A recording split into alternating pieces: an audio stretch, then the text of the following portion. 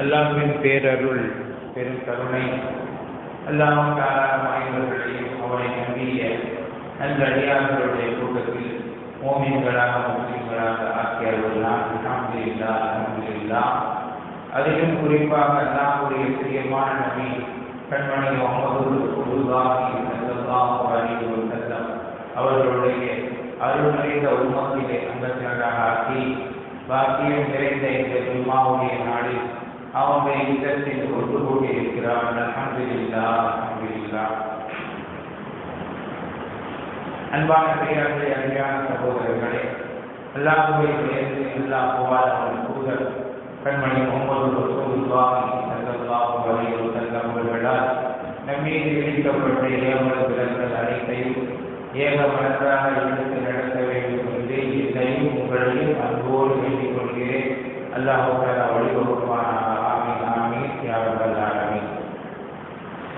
அருமையான சகோதரர்களே, நபிகள் பெருமானார் ஸல்லல்லாஹு அலைஹி வஸல்லம் அவர்கள் சொன்னார்கள், மா பாப மனிதஹார வமா நதிம மனிதஷார வமா ஆல மனிததத.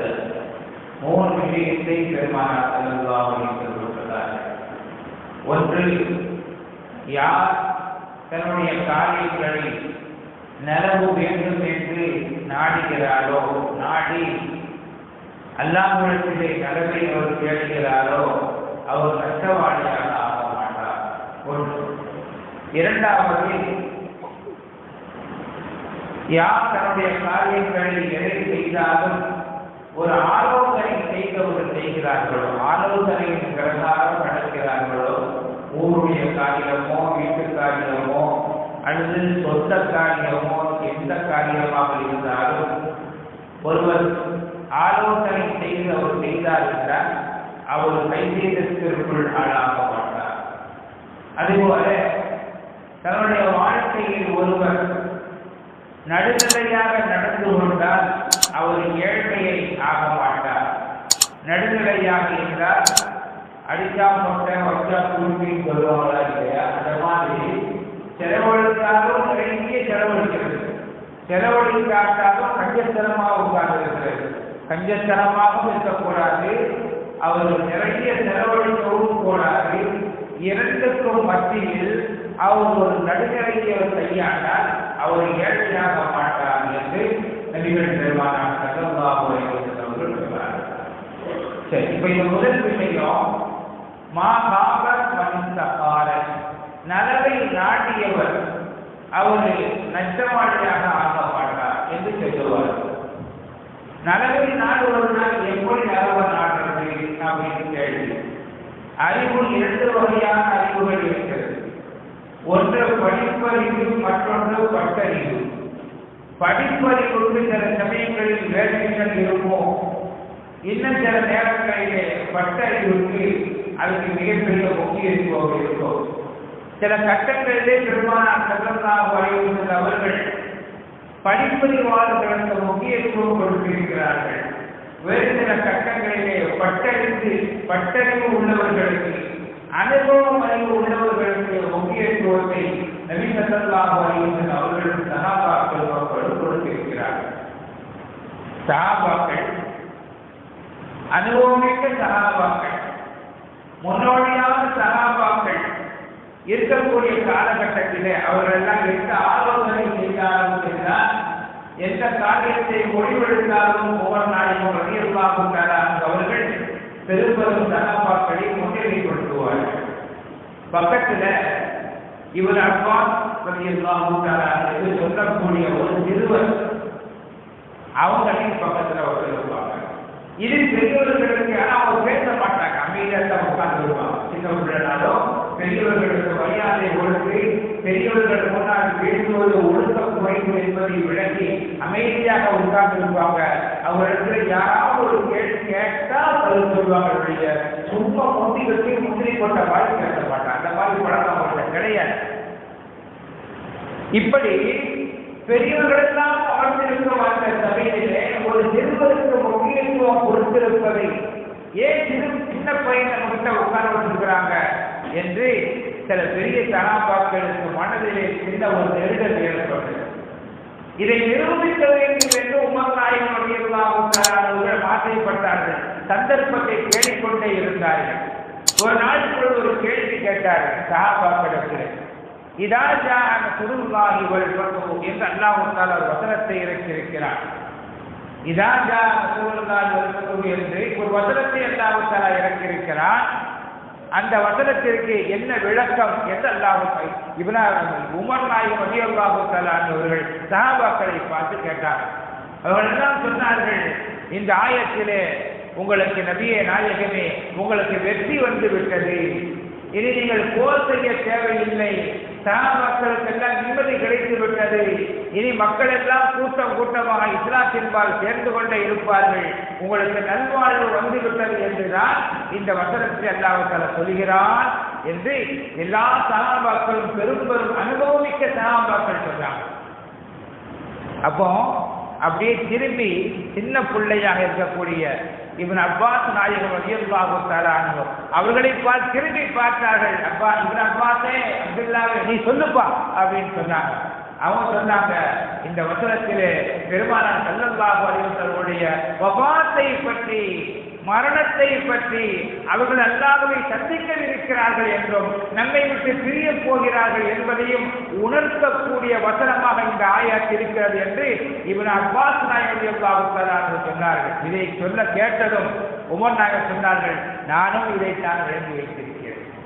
ஆனால் இந்த விளக்கத்தை நீங்கள் யாருக்குமே தெரியல, அவங்களுக்கு சின்ன பிள்ளை தெரியுது, அதனாலதான் அவங்க முன்னாடி வந்து உட்கார வச்சிருக்கிறேன், குர்ஆனிலே நிறைய விளக்கத்தை விளக்கி இருக்கிறார் என்று முன்னுரிமைப்படுத்தினார்கள். அருமையானவர்களே, அப்ப சில இடங்களிலே பட்டறிவை விட, அனுபவத்தை விட, அது படிப்பறிவுக்கு சில முக்கியத்துவம் இருக்கிறது. அதே போல அல்லாஹ் தஆலா குர்ஆன்ல ஒரு செய்தியை சொல்றான். நபி தாவூத் அலைஹிஸ்ஸலாத்து வஸலாம் அவருடைய காலத்திலே அவங்க மிகப்பெரிய அரசராக இருந்தார்கள்.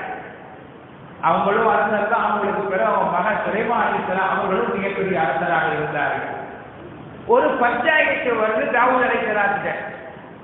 என்ன பஞ்சாயத்து என்றால், ஒருவர் திராட்சை தோட்டம் வைத்திருக்கிறார், இன்னொருவருடைய ஆடு மந்தை, மொத்தமா ஆடு, அவருக்கு தெரியாது, நேரம் அந்த திராட்சை தோட்டத்துக்குள்ள போய் அந்த தோட்டத்தை நாசமாக்கிருக்கு.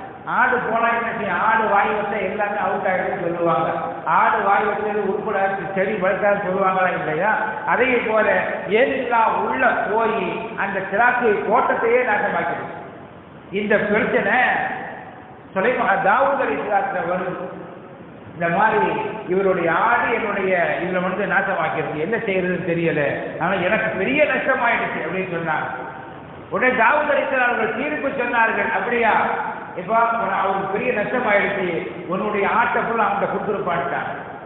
அந்த மனுஷன் அழுதுகிட்டே வர, நான் ஏன் ஆடு பண்ண தப்புக்கு நான் என்ன செய்வேன், இப்படி எஜமா தீர்ப்பு சொல்லி விட்டார்களே, அரசருடைய தீர்ப்பு. இப்ப மாதிரி இங்க ஹைகோர்ட்ல போட்டு சுப்ரீம் கோர்ட்ல மாற்றுறது அந்த மாதிரிலாம் மாற்ற முடியாது. தீர்ப்புனா தீர்ப்பு தான், வேலை முடிஞ்சு, அது மன்னராட்சி.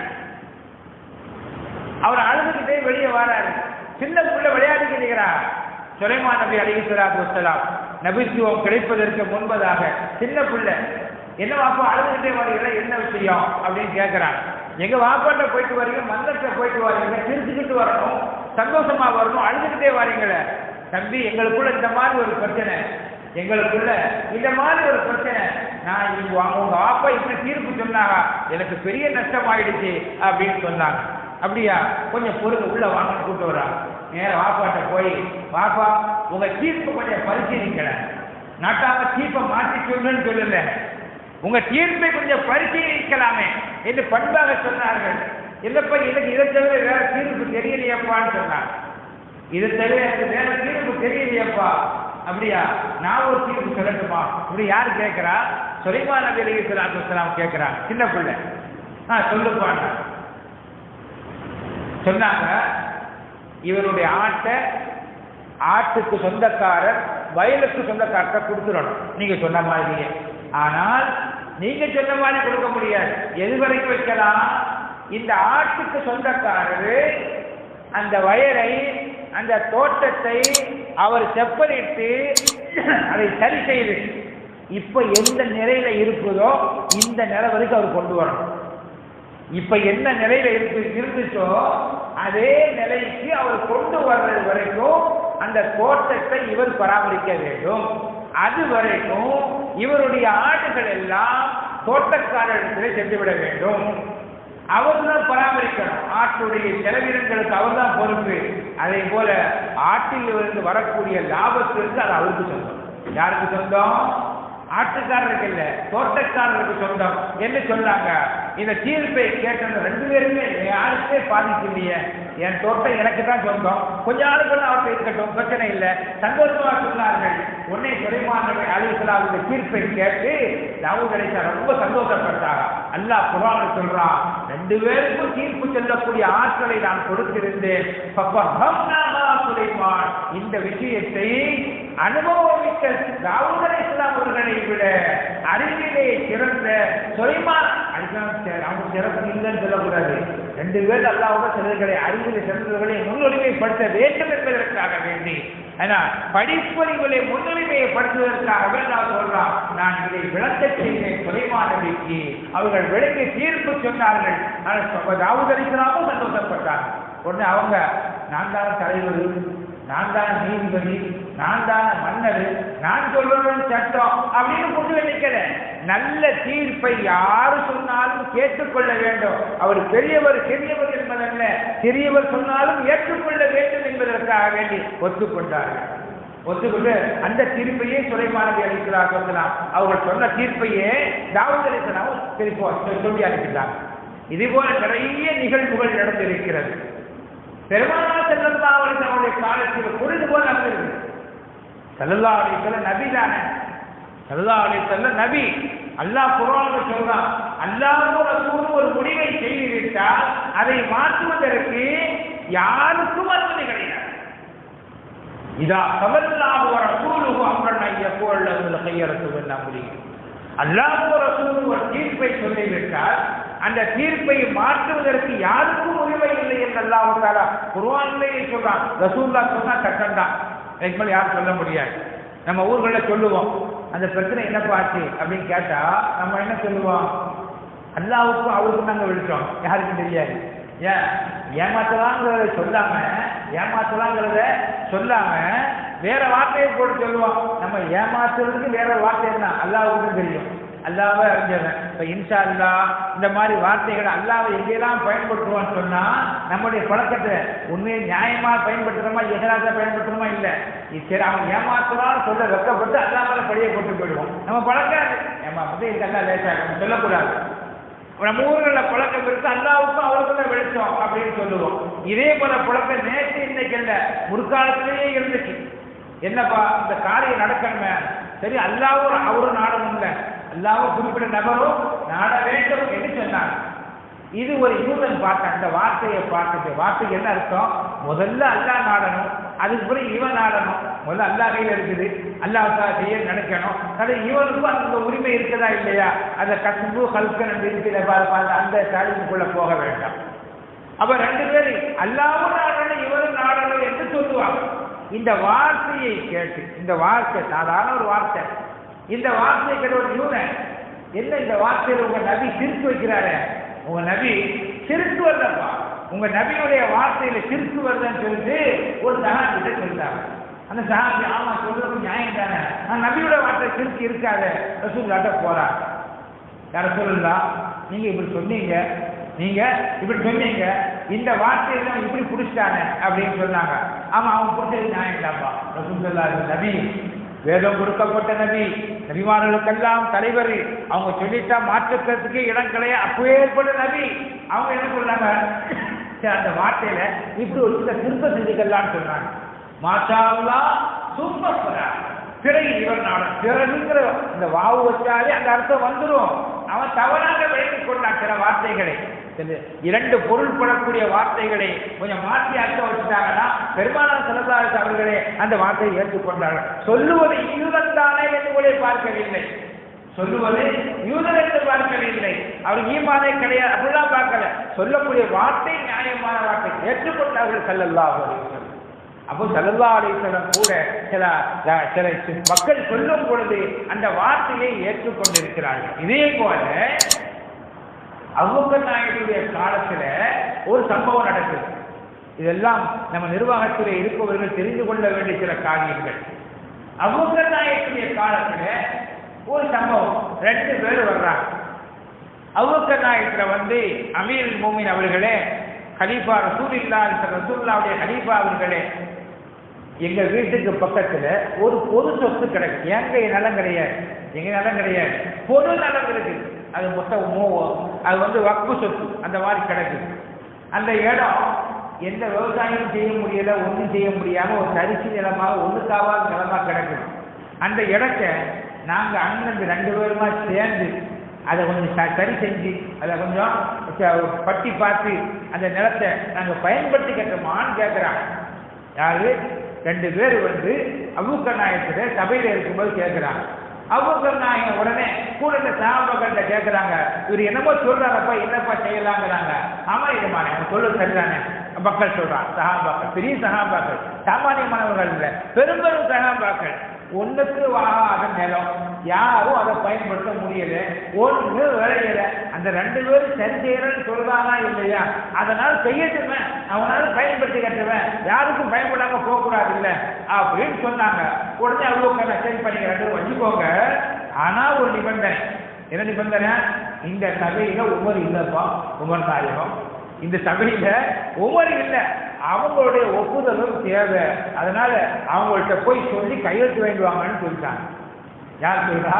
அபூபக்கர் நாயகம் எவ்வளவு பெரிய ஆளாக இருந்தாலும் தனக்கு கீழே உள்ளவர்களுடைய ஒப்புதல் தேவைன்னு ஆசைப்பட்டு அவங்கள்ட்ட கையெழுத்து வேண்டுவாங்கன்ட்டாங்க.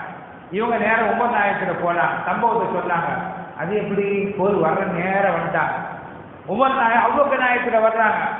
எஜமானே, உங்களுக்கு தப்பு சொல்ற நினைக்காதீங்க, அந்த நிலம் உங்க சொந்த நிலமா பொது சொத்தான்னு கேட்டாங்க. ஒரே வார்த்தை, உங்க சொந்த நிலமா அல்லது பொது சொத்தான்னு கேட்டாங்க. அது பொது சொத்து தான். அப்ப பொது சொத்துக்கு நீங்க எப்படி தீர்ப்பு சொல்ல முடியும்? உங்க சொந்த நிலமாட்டா ஒரு ஆட்டை வச்சுக்கோன்னு சொல்லலாம், உங்களுக்கு முழு உரிமை இருக்குது. ஆனா பொது சொத்து, பொது சொத்துக்கு நீங்க சொல்ல முடியும். வேற என்னதாங்க செய்யணும் எனக்கு தெரியலையே. அப்ப ஒண்ணு செய்யலாம், நீங்க கொடுக்கணும்னு ஆசைப்பட்டீங்கன்னா குத்தகைக்கு கொடுங்க, வருஷத்துக்கு இவ்வளவு சொல்லி போட்டு ஏன்னா பொது நிலமானீங்க. பள்ளிவாசல் நிலம், பொது நிலம், பொது சொத்து, ஊர் சொத்து, நாட்டு சொத்து யாருக்கும் தானமாக கொடுத்து விட முடியாது. பொது சொத்தை யாருக்கும் தானமாக கொடுத்து விட முடியாது.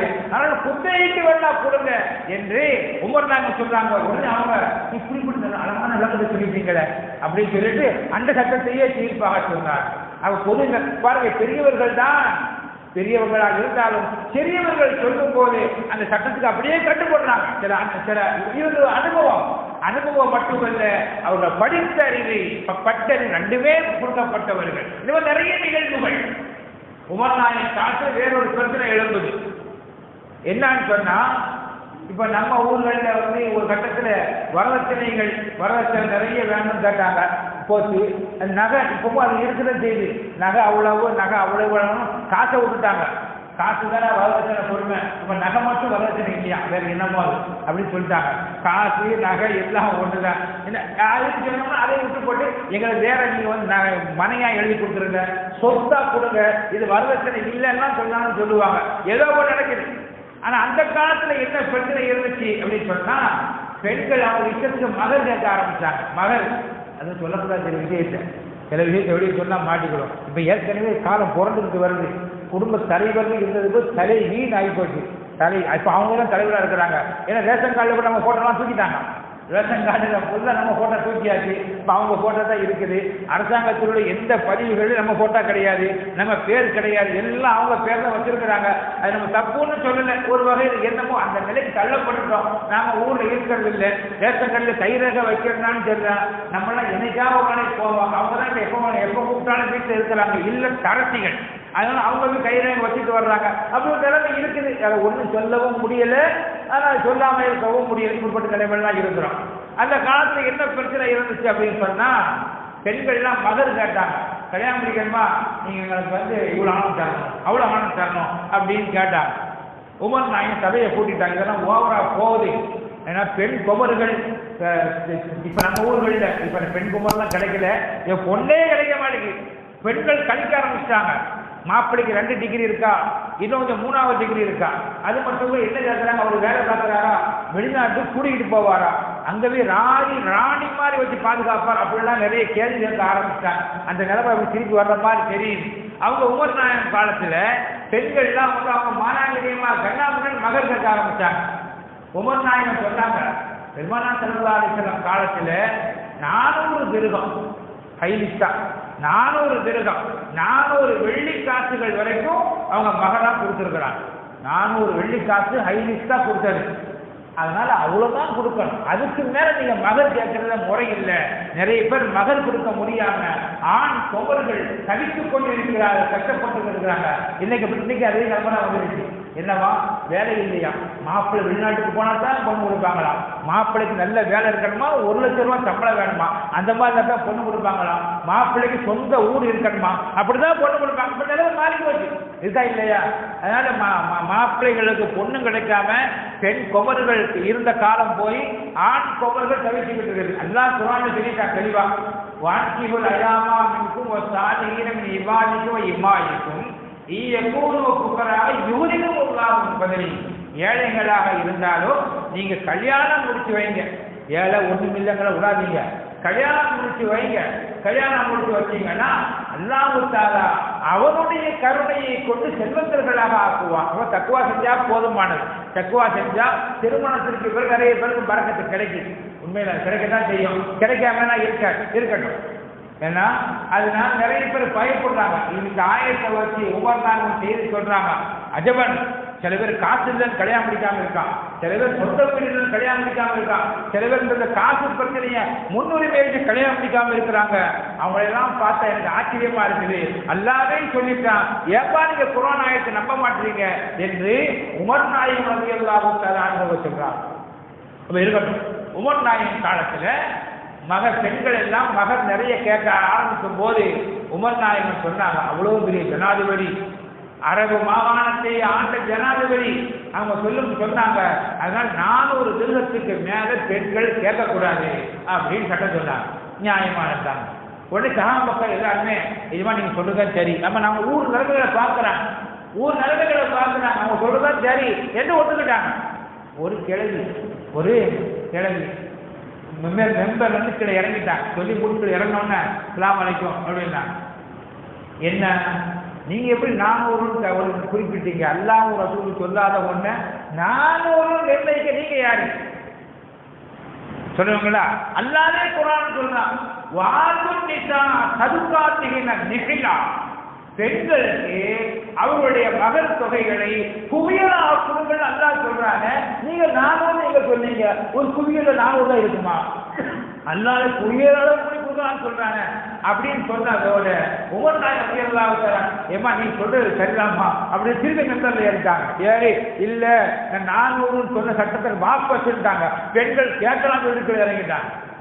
பெண்கள் கேட்கலாம் அப்படின்னு கேட்க அனுமதி இருக்குது அப்படின்னு அந்த ஸ்டேஜ் வந்துட்டாங்கன்னு சொல்லி போட்டு நிறைய சொல்லுங்க. இப்போ அது உங்களுக்குலாம் பிரச்சனை இல்லை, பொம்பளை பிள்ளை ஆம்பளை பிள்ளை இல்லை, அதெல்லாம் ஜாலியாக இருக்கலாம், எல்லா போதுமான சிறுவனம் எல்லா போதும் அண்மையானவர்களே. இது போல நம்முடைய காரியங்கள் எந்த காரியத்தை எடுத்தாலும் ஆலோசனை பண்ணி செய்ய வேண்டும். அதே போல அந்த காரியங்களை பெரியவர்களிடத்திலே ஆலோசனை கேட்க வேண்டும், அல்லது படித்தவர்களிடத்திலே ஆலோசனை. வீடு கட்டுறதா இருந்தாலும் படித்தவங்கள்ட்ட ஆலோசனை கேட்கத்தான் செய்யும், என்ன செய்யறதுன்னு கேட்கத்தான் செய்யறோம். ஆனா இன்றைய தலைமுறை சிறுவர்கள், வாலிப வயது உடையவர்கள், நான் ஒரு தடவை முடிவெடுத்தால் எவன் பற்றியும் கேட்க மாட்டேன் அப்படி அவங்களோட இது. ஒரு தடவை முடிவெடுத்து யாரு பற்றியும் கேட்க மாட்டாராம், நான் எடுத்ததான் முடிவு. ஒவ்வொரு துறையிலையும் அனுபவிக்கவர்கள் நாளை சத்தியலிகள் கல்யாணம் இருக்கிறதா நான் எடுத்ததான் முடிவு அவர் பேசுவார். அவருக்கு என்ன ஏதுன்னு தெரியாது, இப்போ எந்த பொண்ணு எந்த மாப்பிள்ளை எதுவும் தெரியாது, நான் எடுத்ததான் முடிவு. அவர் கண்ணு கவர்ச்சியா சேர்ந்து அவர்கள் முடிச்சுட்டு போயிட்டே இருப்பார். அருமையானவர்களே, ஆலோசனை செய்ய எல்லா காரியங்களையும் ஆலோசனை செய்யுங்கள்.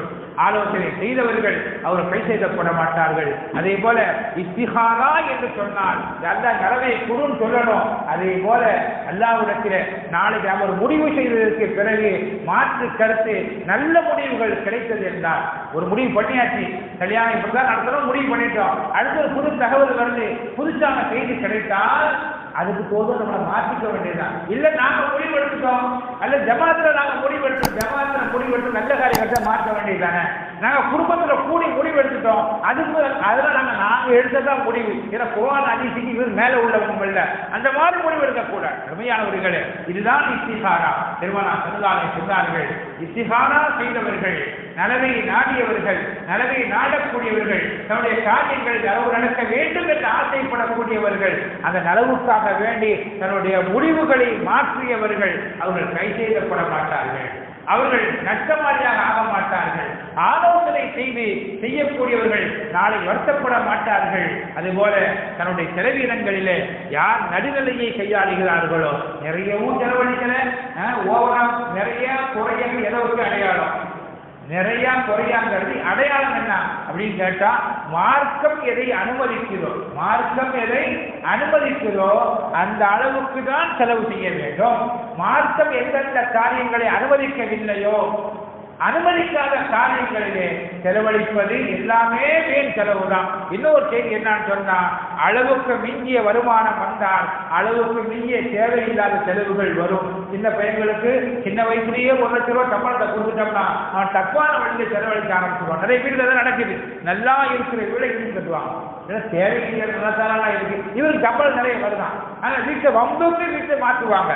அதனால் தேவையில்லாத அளவுக்கு மிஞ்சிய வருமானம் வர ஆரம்பித்து விட்டால் தேவையில்லாத செலவுகள் வரும். அதே போல தவறான வழியிலே காசு வந்ததென்றால் அது தவறான வழியிலே தான் செலவுக்கு போகும். தப்பான வழியில இது வரைக்கும் வட்டி வாங்கினவங்க பெரிய பணக்காரன் ஆன மாதிரி ஒண்ணுமே தெரியல.